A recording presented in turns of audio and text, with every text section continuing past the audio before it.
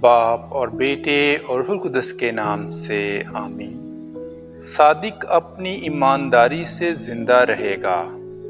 ہمارے لیے آج کی تلاوت حبقوق نبی کی کتاب، اس کا پہلا باب اور اس کی 12ویں آیت سے دوسرے باب کی 4تھی آیت تک۔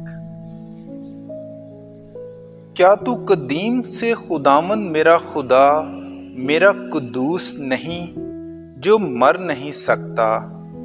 اے خداوند، کیا تو نے اسے عدالت کے لیے ٹھہرایا ہے؟ تو نے اسے تادیب کے لیے چٹان مقرر کیا ہے۔ تیری آنکھیں ایسی پاک ہیں کہ تو بدی کو دیکھ نہیں سکتا، تو ظلم پر نگاہ نہیں کر سکتا، تو بے وفاؤں پر کیوں نظر کرتا ہے؟ اور جب شریر صادق کو نگل جاتا ہے تو کیوں خاموش رہتا ہے؟ وہ آدمیوں کو سمندر کی مچھلیوں کی طرح اور ان کیڑے مکوڑوں کی مانند کرتا ہے جن کا کوئی مالک نہیں۔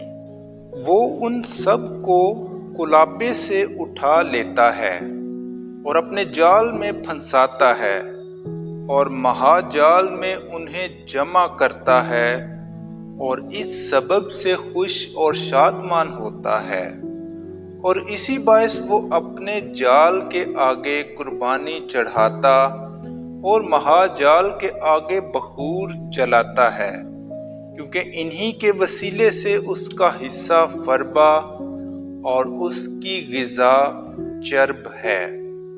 تو کیا وہ اس وجہ سے اپنے جال کو خالی کرے گا اور رحم کیے بغیر قوموں کو متواتر قتل کرتا رہے گا؟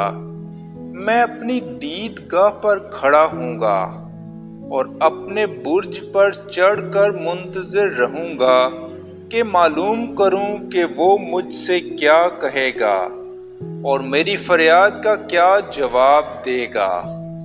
تب خداوند نے جواب میں مجھ سے کہا کہ رویا کو قلم بند کر، اسے لوحوں پر واضح کر، تاکہ جلد اور بآسانی پڑھا جائے، کیونکہ رویا مقررہ وقت کے لیے ہے، وہ سر انجام ہوگا اور خطا نہ کرے گا، اگرچہ دیر بھی کرے تو بھی انتظار کرتے رہنا، کیونکہ وہ یقیناً وقوع میں آئے گا اور تاخیر نہ کرے گا۔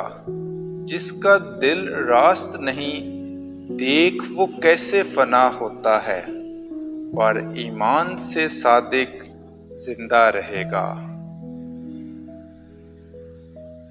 پاک کلام کے پڑھے اور سنے جانے پر خدا کی برکت ہو۔